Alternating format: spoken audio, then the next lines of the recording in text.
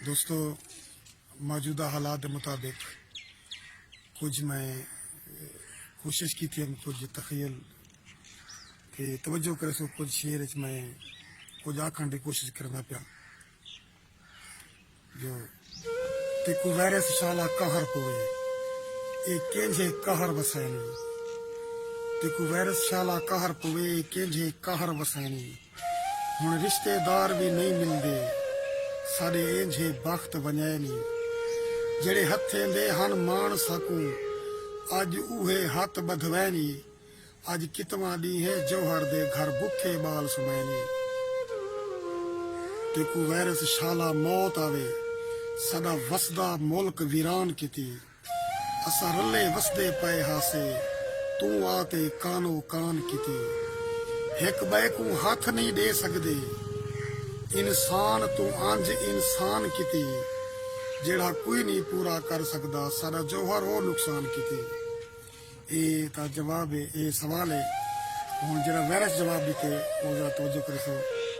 जो तू जौहर में को क्या आदि तय अपना खुद नुकसान किते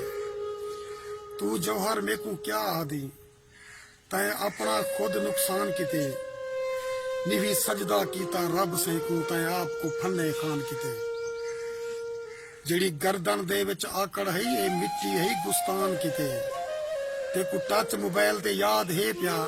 निवी टाइम मिला कुरान किते ते को जग दी जगमग खा गई है क्या हासिल थई ईमान किते